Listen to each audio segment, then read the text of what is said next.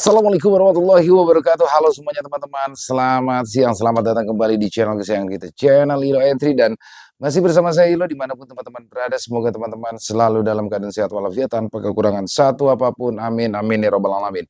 Dan pada kesempatan yang baik ini, saya akan membawakan satu kisah favorit kita semua, kisah Sudiro. Wow, kisah dari Mas Untung Prasetyo yang selalu menarik untuk disimak ya teman-teman ya. Tapi sebelum kita masuk ke dalam kisahnya, buat teman-teman yang mungkin belum subscribe channel Lilo Entry, bisa diklik dulu tombol subscribe. Jangan lupa lonceng notifikasinya juga dinyalakan agar teman-teman selalu mendapatkan notifikasi dari konten-konten yang akan kami upload selanjutnya. Dan untuk channel Lilo Entry, kami upload setiap hari teman-teman ya, setiap siang jam 12 siang waktu Indonesia bagian Barat. Oke, nggak pakai berlama-lama lagi, pasti udah nggak sabaran kan untuk masuk ke dalam kisahnya. Kita langsung saja masuk ke dalam kisahnya. Dari halaman belakang rumah Mang Ilo, kita menuju ke gerbang sekawan reksa.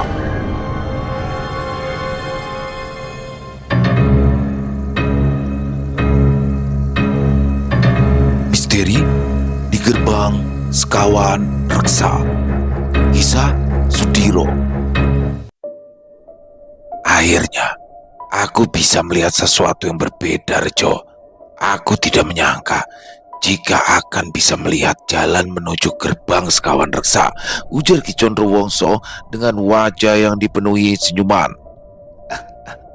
Lagi-lagi siasatmu itu berhasil, Condro, balas Bolorejo sambil menatap tajam ke arah Ki Condro Wongso. Sudahlah, Rejo, jangan terus memujiku. Sekarang kau terlihat lebih hanya berbasa-basi, balas Ki Condro Wongso yang membuat Bolorejo mendengus kesal. Jangan senang dulu, Condro.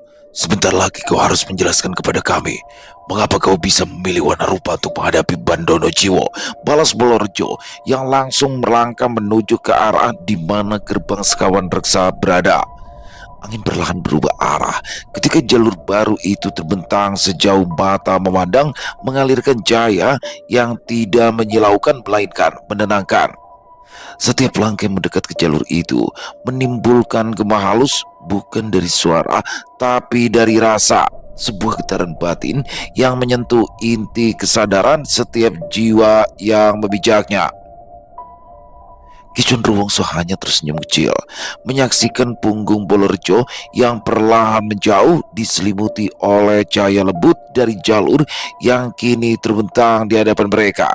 Dia tidak langsung menjawab, karena dia tahu bahwa pertanyaan Bolorejo bukan sekedar mempertanyakan keputusan, tapi juga mempertanyakan rasa percaya yang begitu besar yang telah ia letakkan pada makhluk yang dulunya hanya bayangan dari dirinya sendiri. Warna rupa berjalan tidak jauh di depan. Tubuhnya tegak, langkahnya mantap, namun penuh ketenangan. Tidak ada lagi kesana marah atau kegelapan yang membekas dari pertarungan panjangnya di gerbang Trisakaji. Dia kini seperti bayangan yang telah menemukan cahaya, bukan untuk bersembunyi di dalamnya, tapi untuk berdiri bersamanya. Gatra Prawira dan Wanageni menyusul dari belakang, diam dan hikmat. Wanageni yang biasanya keras dan penuh semangat kini lebih tenang, matanya terus memperhatikan cahaya yang mengalir di bawah kakinya. Sementara Gatra Prawira tampak lebih dalam, tenggelam dalam pikiran sendiri. Mungkin sosok makhluk perewangan milik Sudiro itu masih mencerna seluruh perjalanan batin yang ia dan Wanageni alami sebelum terseret keluar dari cengkraman ilusi Bandono Jiwo. Di sisi kiri mereka, kabut yang tersisa di Wilawang Dwipa tampak seperti sedang mundur perlahan, ditarik oleh kekuatan yang tak terlihat. Alam gaib itu sedang menyesuaikan diri, seperti mengakui bahwa pergerakan mereka bukan lagi gangguan, tapi bagian dari harmoni yang lebih besar. Setelah jauh melangkah, Bolorejo yang memimpin perjalanan itu menghentikan langkah sambil menatap ke arah Sudiro, Ki Condro Wongso, Warna Rupa, Gatra Prawira dan Wanageni. Setelah suasana hening sesaat, Bolorejo pun menjelaskan tentang gerbang keempat yang bernama Sekawan Reksa. Di gerbang Sekawan Reksa, kita akan menghadapi 4 penjaga gaib yang mewakili kekuatan dari air.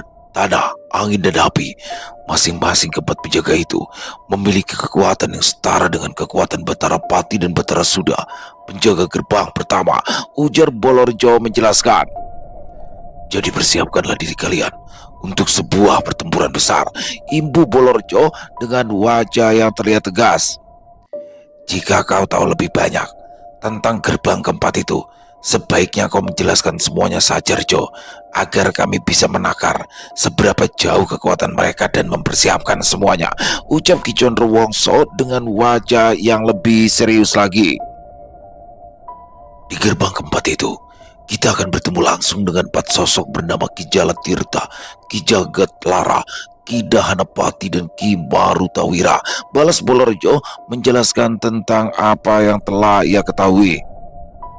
Masing-masing dari mereka berada di sebuah gerbang dan akan membawa kita masuk ke dalam gerbang yang dijaganya, Ibu Bolorjo sambil menatap Ki Condro Wongso. Jadi, selain ada 4 penjaga, di sana juga ada 4 gerbang, Ki, tanya Sudiro penasaran. Benar sekali, Diro. Dan kita akan dibawa ke alam mereka untuk bertarung langsung dengan para penjaga gerbang sekawan reksa itu, balas Bolorjo yang membuat Sudiro dan yang lainnya terdiam. Dalam kesunyian itu, suara di kejauhan mulai terdengar, suara gemuruh dan dentuman tanah, deru angin, nyala api, dan gemuruh ombak. Semuanya menyatu menjadi satu yang menandakan bahwa para penjaga telah siap menerima tantangan mereka. Meski belum satu pun dari mereka bergerak, tapi tekanan energi di sekitar langsung berubah. Udara menjadi padat oleh keberadaan 4 kekuatan berbeda yang mulai menyatu dengan tempat itu. Alam sekitar ikut menyesuaikan tanah retak halus. Api kecil muncul dari celah-celah, hembusan angin berputar mengelilingi mereka, dan titik-titik embun mulai bermunculan di permukaan jalur yang masih memendarkan cahaya itu. Sepertinya kau harus menentukan siasat untuk menghadapi para penjaga gerbang sekawan reksa itu, Rejo, karena kau lebih tahu dari kami, ujar Ki Condro Wongso sambil menatap ke arah Sudiro dan yang lainnya. Mendengar apa yang dikatakan oleh Ki Condro Wongso, Bolorjo tidak langsung menjawabnya. Dia memandangi langit yang mulai bergemuruh. Dari balik sorot matanya yang tajam terpancar kilas balik masa lalu tentang jejak-jejak keempat penjaga yang hanya disebut dalam wiracarita dan kisah para leluhurnya. Aku memang pernah mendengar tentang mereka, ujar Bolorjo dengan nada tenang namun mantap. Tapi sepertinya pengetahuan saja kita tidak akan cukup, karena di hadapan Ki Jalatirta, Ki Jagat Lara, Ki Marutawira, dan Ki Dahanapati, kekuatan, kesaktian, bahkan kelicikan tidak akan berguna jika tidak ada keseimbangan di dalam diri kita sendiri, Imbu Bolorjo menjelaskan. Dia melangkah ke tengah, lalu menggambar garis silang sederhana di tanah menggunakan ujung tongkatnya. 4 penjaga itu adalah cermin dari 4 unsur utama yang menjaga tatanan semesta, dan kita tidak bisa menghadapinya sembarangan. Kita harus selaras dengan unsur yang paling dekat dengan kita masing-masing, ujar Bolorjo mulai menjelaskan kembali. Ki Condro Wongso mengangguk pelan, lalu duduk bersila, siap menyimak lebih jauh. Sudiro, Wanarupa, Gatra Pawira, dan Wanageni pun mulai mendekat, membentuk lingkaran di sekeliling Bolorjo. Seperti dalam pertemuan leluhur lama yang menyusun taktik bukan di medan perang tetapi dalam ketenangan batin. Ki Jalatirta, sang penjaga air, bukanlah makhluk yang bisa dilawan dengan amarah. Dia adalah arus tenang yang bisa menyeret siapapun dalam pusaran kekuatannya, ucap Bolorjo sambil menatap Wanarupa dalam-dalam. Karena itulah Wanarupa yang sudah melewati gerbang Trisaka Aji dapat menghadapi Ki Jalatirta, karena air akan mengenali jiwa yang telah melewati gelombang ilusi, Imbu Bolorjo. Setelah itu, Bolorjo berpaling pada Gatra Pawira dan menatap makhluk yang memiliki 4 tangan itu dengan penuh makna. Tanah adalah kekuatan yang menyimpan ingatan. Ki Jagat Lara akan menggunjang pondasi setiap keyakinan yang belum kokoh, dan kau, Gatra Pawira, Kau akan bersamaku menghadapi sosok penjaga gerbang yang memiliki kekuatan dari tanah yang mengguncang itu. Ucap Blorjo lagi dengan penuh keyakinan. Gatra Prawira mengangguk. Tubuhnya memang diam, tapi auranya menyatu kuat dengan tanah di sekitarnya. Sedangkan Marutawira, sang pemilik kekuatan angin, adalah penggoda jiwa. Dia akan menguji keraguan, memecah fokus, dan hanya mereka yang jiwanya tidak tergoyahkan yang bisa menghadapinya. Maka dari itu, sepertinya Sudiro lah yang mampu menenangkan badai dalam dari kekuatan makhluk itu. Sudiro menghela nafas pendek, kemudian tersenyum tipis. Baik, Ki, aku siap menghadapinya, balas Sudiro dengan mantap. Dan yang terakhir adalah sosok Dahanapati. Dialah sosok yang menghanguskan, bukan untuk membakar tubuh, tapi membakar kesombongan dan ego. Hanya api yang bisa menundukkan api. Kau, Wanageni, kau akan menghadapinya bersama Condrowongso, ujar Blorjo sambil menatap ke arah Wanageni dan juga Ki Condrowongso. Ini saatnya menguji apakah nyala apimu itu adalah penghancur atau penerang. Imbu Blorjo dengan tegas. Tidak ada satupun dari mereka yang menjawab apa yang disampaikan oleh Blorjo dengan kata-kata, tapi dalam tatapan mereka telah terpatri kesiapan. Suasana berubah hening, tapi bukan keningan yang kosong, melainkan hening yang menyimpan makna dalam dan tidak terucapkan. Setelah Blorjo menjelaskan semua tentang para penjaga di gerbang sekawan reksa, mereka bersiap untuk melanjutkan perjalanan menuju gerbang keempat yang ada di Wanadri Karma itu. Dengan satu hela napas panjang, Blorjo berdiri lebih tegap dari sebelumnya, seolah seluruh beban semesta berada di pundaknya. Namun semua itu ia terima dengan lapang dada. Tanpa aba-aba, mereka mulai melangkah kembali. Udara di sekeliling mereka mulai berubah lebih pekat dengan energi dan lebih peka terhadap getaran batin, seolah alam pun menahan nafas menanti benturan kekuatan yang akan segera terjadi di gerbang sekawan reksa. Ketika jalur mulai bercabang, mereka berhenti di titik percabangan yang bercahaya. Disinilah perpisahan mereka dimulai. Tidak ada ucapan selamat tinggal, tidak ada janji untuk kembali dalam waktu tertentu. Yang ada hanyalah anggukan dalam, tatapan saling memahami, dan keyakinan yang mengikat lebih kuat dari kata-kata. Satu persatu dari mereka memilih jalurnya. Wanarupa ke arah timur laut, Gatra Prawira dan Blorjo ke arah barat, dan Sudiro ke utara, sedangkan Wanageni dan Ki Condrowongso menuju ke arah selatan. Ketika tubuh mereka mulai terserap oleh cahaya jalur masing-masing, langit di atas Wanadri Karma berubah. Cahaya lembut berubah menjadi kabut tipis berwarna perak yang berputar perlahan di atas tempat mereka berpisah. Di tengah kabut itu, 4 lambang unsur mulai bersinar: air, tanah, angin, dan api, menandakan bahwa 4 ujian utama akan segera dimulai. Dan setelah mereka semua menghilang ke dalam jalur masing-masing, hanya kesunyian yang tersisa. Tapi kesunyian itu kini bukan pertanda akhir, melainkan awal dari perjalanan menuju pemurnian diri dan pertemuan kembali dalam bentuk yang berbeda. Setelah berpisah dengan Ki Condrowongso, Gatra Prawira, Wanarupa, Wanageni, dan Blorjo, langkah Sudiro terasa semakin sunyi.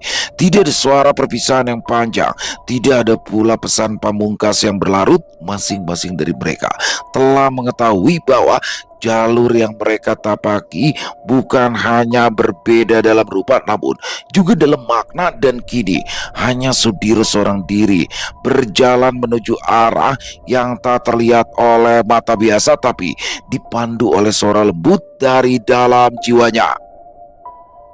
Setelah jauh melangkah, akhirnya Sudiro melewati cahaya kehijauan yang menyilaukan mata, dan tanpa disadarinya dia pun sampai di sebuah tempat yang terlihat sangat hijau dan asri. Udara di tempatnya berada terasa sejuk, seperti udara di desa tempat tinggalnya. Berbeda dengan apa yang ada di hutan-hutan gaib atau di alam Wanadri Karma. Tempat yang dipijaknya itu terasa bagai di dunia nyata. Daun-daun lebar menggantung rendah di atas kepala dan terlihat bergoyang pelan oleh tiupan angin lembut yang membawa aroma tanah basah dan bunga-bunga liar.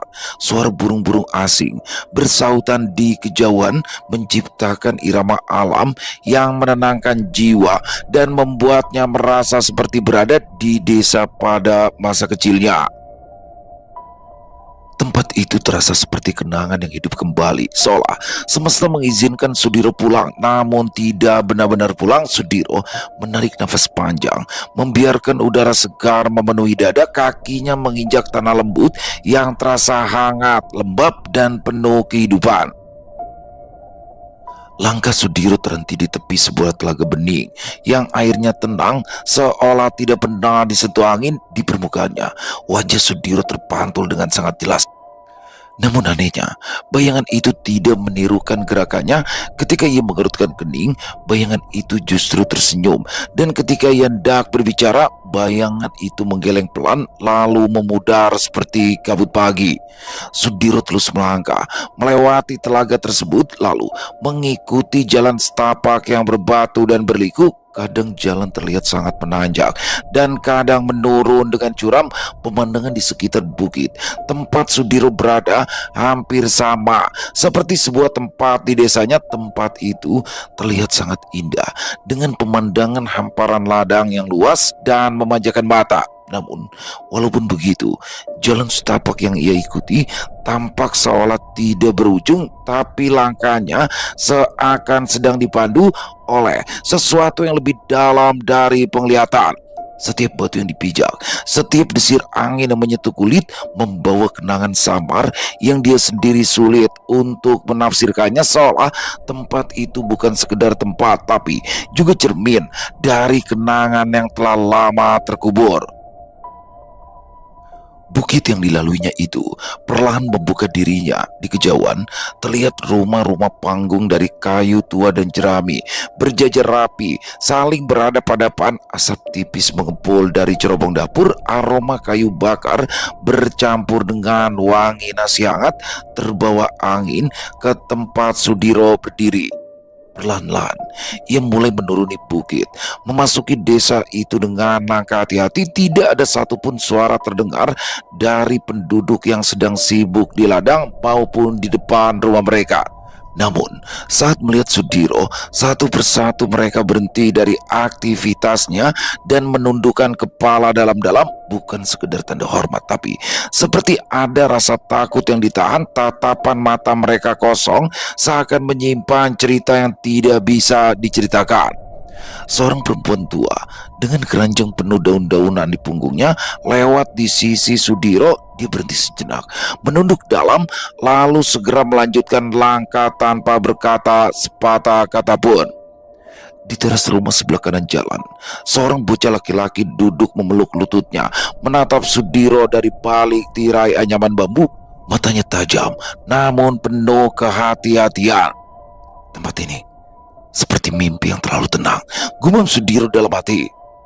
Tapi mengapa ketenangannya terasa seperti luka yang tidak kunjung sembuh? Imbuhnya lagi, Sudiro pun terus berjalan, melewati sawah yang mulai menguning dan sungai kecil yang membelah desa, hingga akhirnya ia kembali menemukan bukit dengan jalan setapak dan berliku. Namun, ketika dia sudah melewati puncak bukit dan kembali pada jalan yang menurun, Sudiro dibuat terkejut dengan pemandangan sama yang tadi sudah dilihatnya dan sempat membuatnya terkagum. Namun gini, kekaguman Sudiro perlahan berubah menjadi kegelisahan yang samar. Ladang-ladang yang sama, rumah-rumah panggung yang berjajar rapi, bahkan suara gemericik sungai terdengar tidak berubah.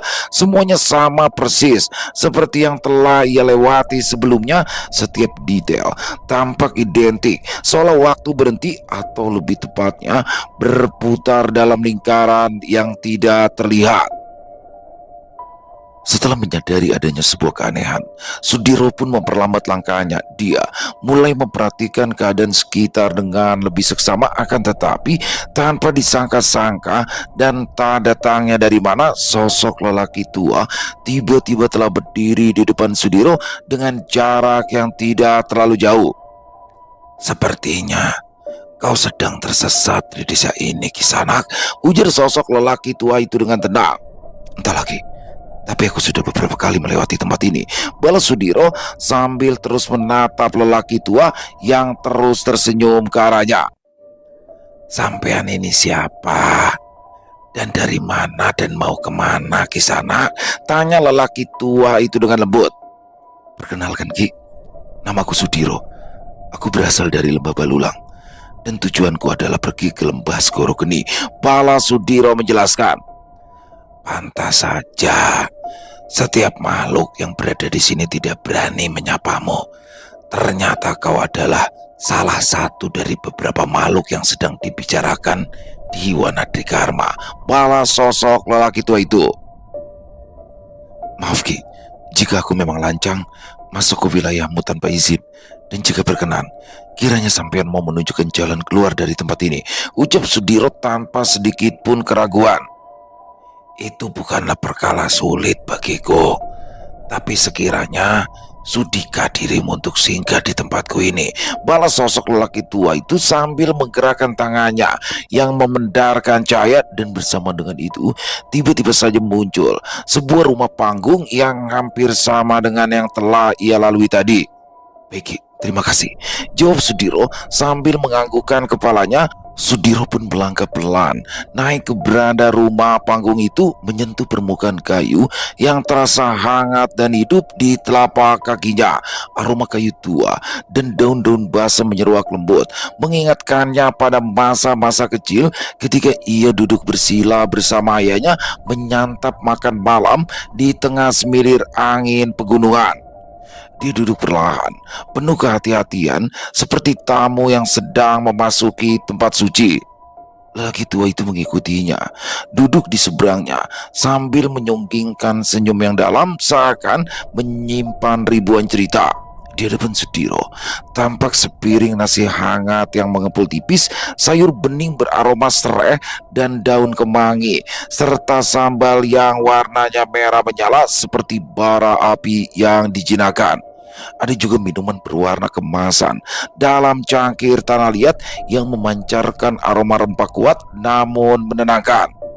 Silakan dinikmati, Sudiro, ucap lelaki tua itu dengan suara yang nyaris seperti bisikan angin senja.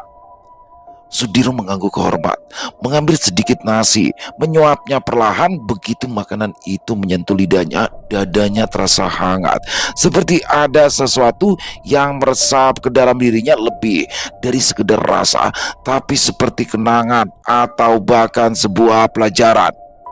Makanan ini terasa seperti di rumahku yang dulu, bisik Sudiro hampir tidak sadar. Lelaki tua itu tertawa kecil. Benar sekali, Diro. Karena yang kau rasa bukan hanya rasa, tapi juga ingatan.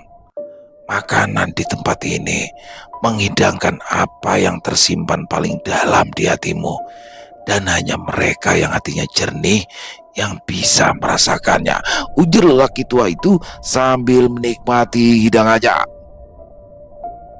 Sudiro meletakkan sendoknya. Tatapannya kini lebih tajam, bukan karena curiga tapi karena sebuah kesadaran.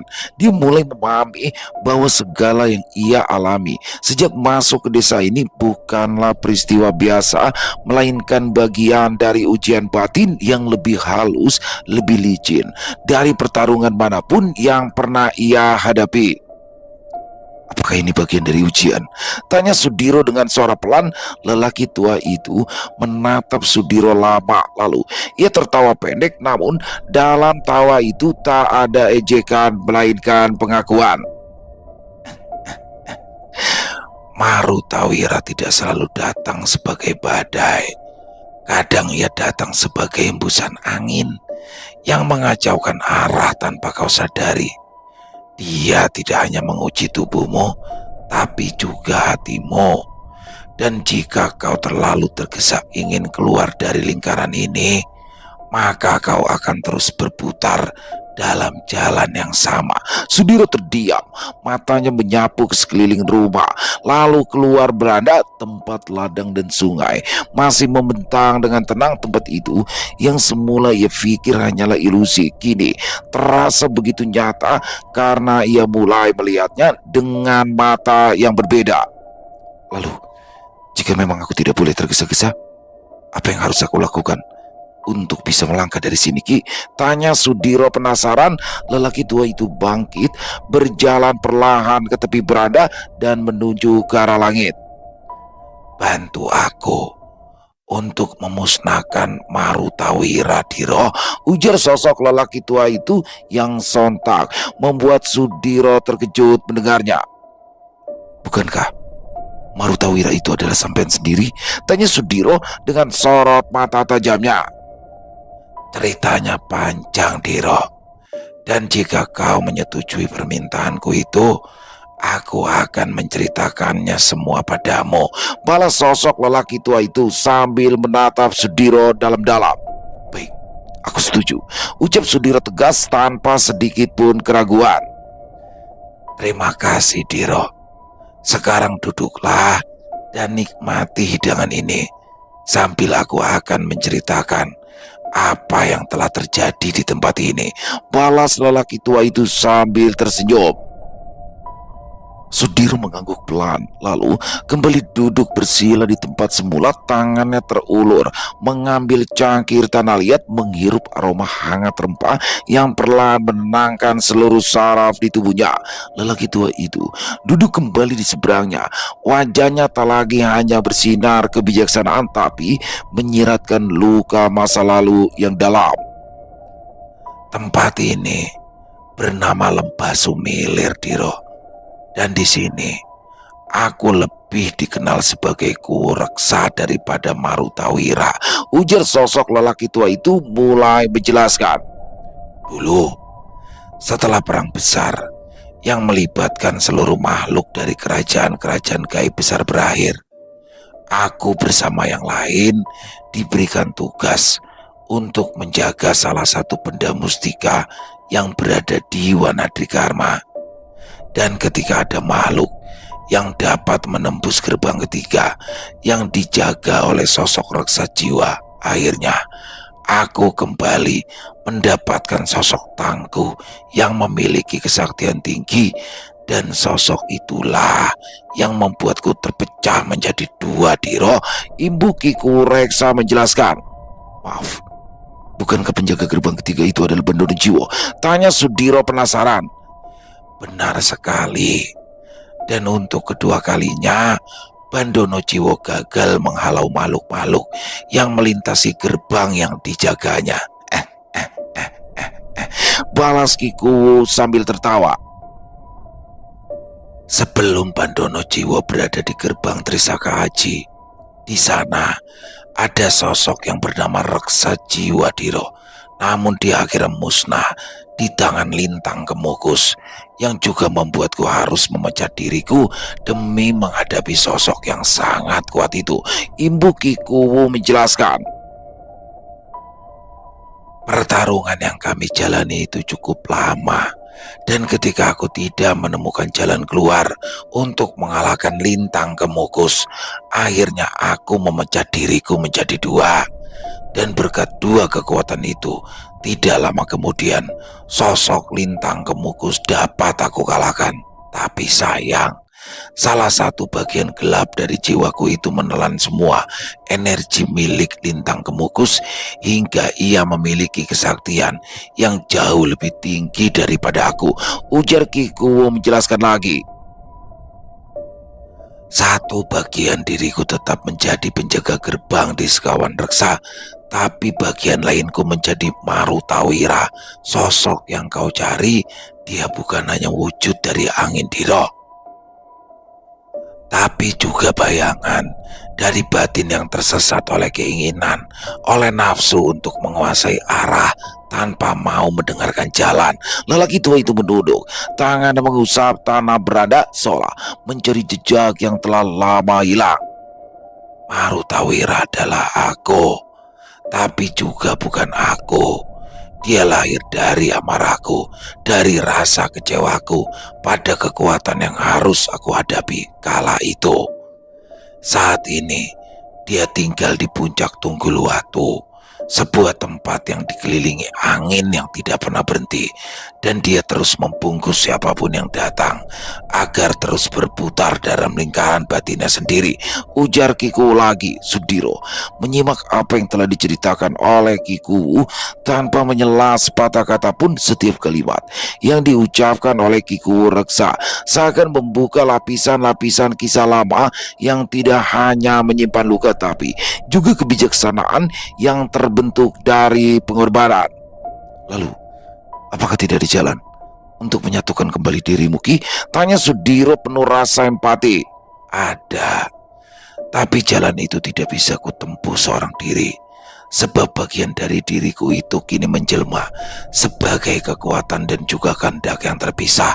Kehendak yang enggan tunduk dan memilih menjadi badai. Balas Kiku Reksa dengan wajah yang datar. Sosok lelaki tua itu menghela nafas panjang seolah sedang menimbang beban yang telah ia pikul selama bertahun-tahun. Karena itulah aku membutuhkanmu, Diro. Bukan untuk mengalahkan dia dengan kekuatan, tapi untuk menuntun kembali kejiwaannya ke dalam tubuh ini. Agar aku utuh kembali, agar gerbang terakhir yang aku jaga tidak dikaburkan oleh kesombongan dari kekuatanku sendiri. Imbu Kiku menjelaskan. Lalu bagaimana caranya, Ki? Tanya Sudiro dengan mata tajam namun hati terbuka. Marutawira tidak bisa dihadapi seperti musuh biasa. Kau harus memasuki puncak Tungguluwatu, tidak sebagai penantang tapi sebagai cermin. Dia akan membawamu ke dalam pusaran pikirannya, membentuk ilusi. Dari ingatan-ingatan yang belum selesai, dia akan memunculkan keraguan, rasa gagal, dan rasa ingin lari dari takdir. Ujar Kiku sambil memandangi Sudiro dengan mata dalam seolah menembus batin. Jika kau bisa bertahan di dalam pusaran itu dan menahan diri untuk tidak menyerang, maka dia akan melemah, dan di saat itulah aku akan menyatukan kembali jiwa kami yang terpecah. Mendengar apa yang baru saja diucapkan oleh Kiku Reksa, Sudiro terdiam sejenak. Dia tahu ujian yang akan ia hadapi tidak hanya akan menguji kekuatannya sebagai pendekar, tetapi juga sebagai manusia yang memiliki luka, penyesalan, dan keinginan. Namun dia pun menyadari bahwa jalan menuju lembah Segoro Geni, tempat di mana rahasia semesta disimpan, memang bukan untuk mereka yang hanya kuat, tapi untuk yang sanggup menahan diri di hadapan badai batin. Aku mengerti sekarang, Ki, dan aku siap untuk menempuh jalan itu, ucap Sudiro tegas. Kiku Reksa mengangguk. Di balik matanya ada rasa haru dan harapan. Dia lalu berdiri, mengangkat tangannya ke udara, dan dalam sekejap angin berputar mengelilingi halaman rumah panggung itu, membawa serta dedaunan dan debu serta cahaya halus. Kalau begitu, mari kita pergi menuju ke puncak Tungguluwatu, tempat di mana angin akan menguji hatimu dan mungkin menyatukan jiwa yang telah lama tercerai. Ujar Kiku sebelum tubuhnya mulai menyatu dengan pusaran angin yang membuka jalan menuju batas antara jiwa dan kekosongan. Sudiro bangkit. Kali ini bukan dengan rasa penasaran, tapi dengan kesiapan. Dia melangkah ke dalam angin yang tidak hanya akan membawanya ke medan ujiannya, tapi juga ke dalam dirinya sendiri. Langkah Sudiro dan Kiku Reksa menyusuri jalan setapak yang perlahan mulai berubah wujud pun terlihat mantap. Rumput yang tadinya hijau dan lembut kini berganti menjadi bebatuan kasar berbalut lumut. Angin mulai bertiup lebih kencang, meniup kain-kain mereka hingga berkibar liar seolah menyambut perjalanan yang akan membawa keduanya ke batas nalar dan kekuatan jiwa. Di hadapan mereka, tampak sebuah tebing tinggi menjulang. Puncaknya tertutup awan tipis yang terus berputar dalam satu arah seperti pusaran besar di langit. Itulah puncak Tunggul Watu, tempat Marutawira menyembunyikan bagian tergelap dari kekuatan Kikuwu. Dari sini, aku hanya bisa mendampingimu sampai gerbang bayangan itu, Diro. Setelahnya semua akan bergantung pada dirimu, ujar Kikuwu Reksa dengan nada pelan namun mantap. Mendengar itu, Sudiro hanya bisa mengangguk. Dia mengerti akan apa yang dihadapinya untuk menaklukkan Marutawira. Dan dalam diamnya itulah Sudiro sedang menyiapkan siasat dan teknik pertempuran yang akan digunakannya. Kikuwu tersenyum lalu melangkah lebih dahulu. Setiap langkahnya diikuti oleh desiran angin, seolah udara mengenalnya sebagai tuan lama yang sempat dilupakan. Dan setelah melewati jalan setapak yang berliku, mereka tiba di kaki puncak. Di sana berdiri sebuah batu raksasa berbentuk seperti kursi tinggi dengan pahatan-pahatan aneh di sekelilingnya. Di tengah-tengah batu itu terdapat pusaran angin membentuk gerbang tak kasat mata yang berputar lambat. Cahaya di sekelilingnya redup, namun angin di sekitarnya seakan bernyanyi dengan suara menggetarkan hati. Inilah pintu masuk ke dalam pusaran batin Marutawira. Setelah kau melangkah ke dalam, segalanya akan berubah. Tempat itu bisa menjadi apa saja. Bisa seperti hutan, rumah, medan perang.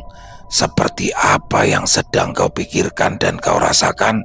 Tapi ingatlah satu hal, jangan menyerangnya dan jangan menghakiminya. Dengarkan saja, hadapi, lalui, lepaskan. Jika kau mampu menyentuh inti hatinya, kau akan keluar dari pusaran angin hitam yang merupakan wujud dari Marutawira, Diro. Tapi jika tidak, itu artinya kau belum selesai dengan dirimu sendiri, atau masih ada sesuatu yang mengganjal di hatimu dan belum dapat kau ikhlaskan, imbu Kikuwu dengan tenang. Dengan satu helaan nafas, Sudiro melangkah masuk ke dalam pusaran angin itu, dan beberapa saat kemudian semuanya lenyap. Cahaya, angin, batu, Kikuwu tidak lagi dilihatnya. Kini yang tersisa hanya keheningan dan kegelapan. Tidak berselang lama, tiba-tiba Sudiro telah berdiri di sebuah jalan yang di bagian kanan dan kirinya terdapat rumpun bambu. Langit mendung menggantung rendah. Suara angin tak lagi menenangkan. Di antara batang-batang bambu itu terdengar suara tangisan yang sangat dikenalnya. Suara tangisan itu adalah suara dirinya sendiri ketika dia mendapati kabar tentang kematian kedua orang tuanya dan juga saudara-saudaranya. Langkah Sudiro tertahan, nafasnya tercekik oleh rasa yang muncul begitu saja dan terasa tajam serta dalam. Suara tangisan itu lirih namun memekakan, menggema di antara rumpun bambu seperti bisikan jiwa yang belum sempat disembuhkan. Dia menoleh ke kanan, lalu ke kiri, mencoba mencari sumber suara. Meski dia tahu betul suara itu bukanlah berasal dari luar dirinya. Tidak lama kemudian, samar-samar dari arah depan yang berkabut muncul sosok kecil, seorang anak laki dengan tubuhnya yang gemetar. Wajahnya basah oleh air mata. Anak itu terus berlari ke arahnya dan berlalu begitu saja sambil terus menangis. Sudiro menggertakkan giginya, jiwanya bergetar ketika menyadari jika yang dilihatnya itu adalah dirinya sendiri pada masa paling rapuh dan paling tak berdaya. Sudiro kecil yang kehilangan segalanya dalam sekejap, yang dulu hanya bisa menangis dan bertanya pada langit, kenapa semua itu harus menimpa dirinya? Angin mendadak berputar liar.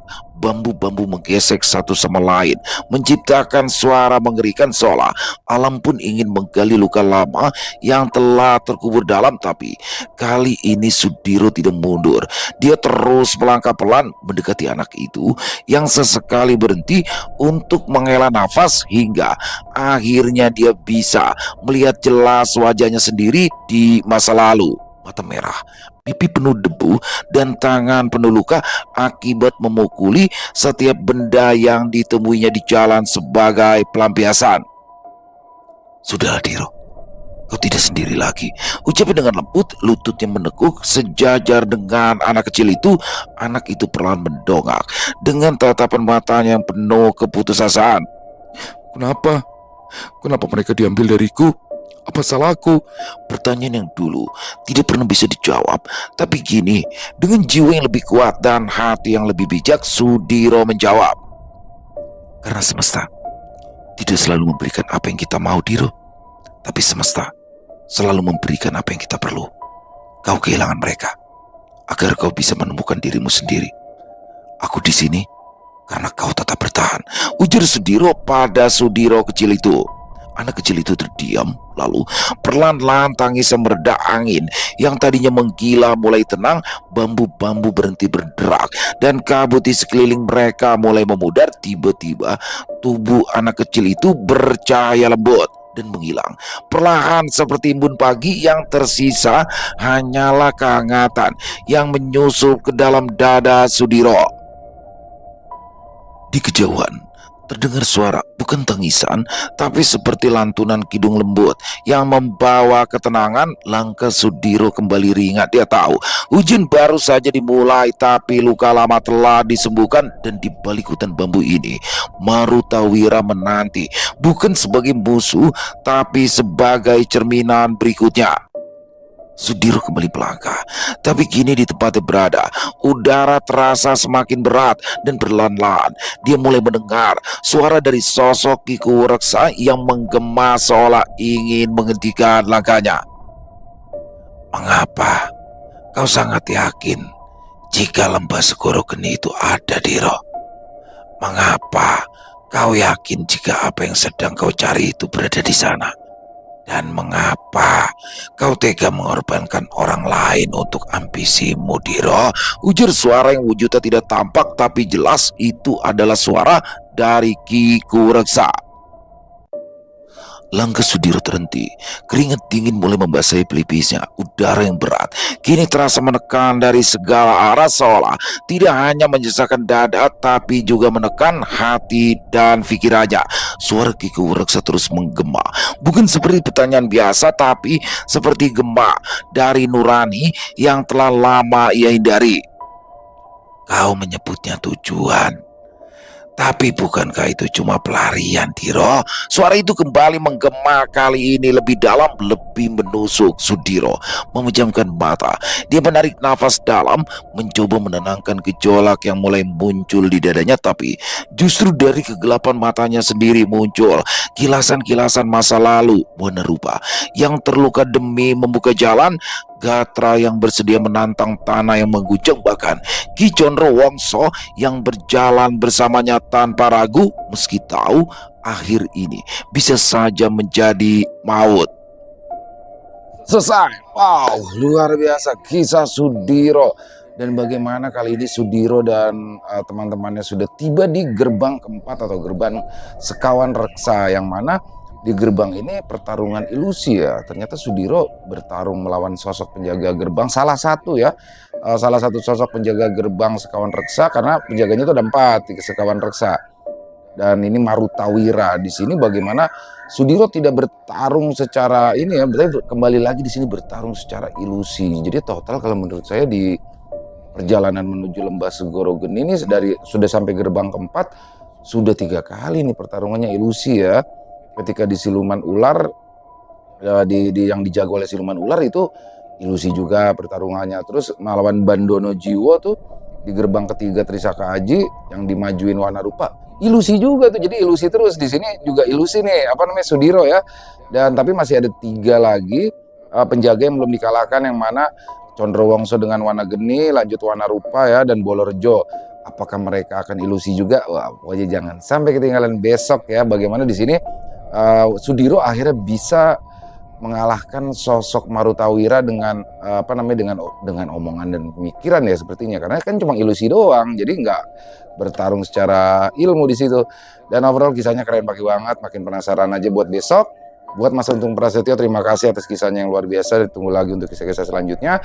Semoga kisah barusan bisa menghibur teman-teman semua, para pecinta penikmat horor misteri, lebih khususnya lagi kepada para subscriber dari channel Ilo Entry.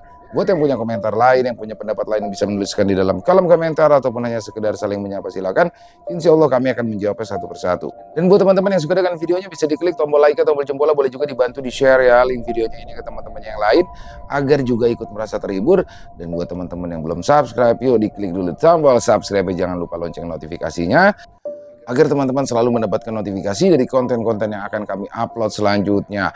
Dan kami juga ingin mengucapkan terima kasih ya kepada seluruh teman-teman yang sudah selalu setia hadir, yang sudah selalu mendukung kami, karena teman-temanlah kami selalu bersemangat berkarya di setiap harinya.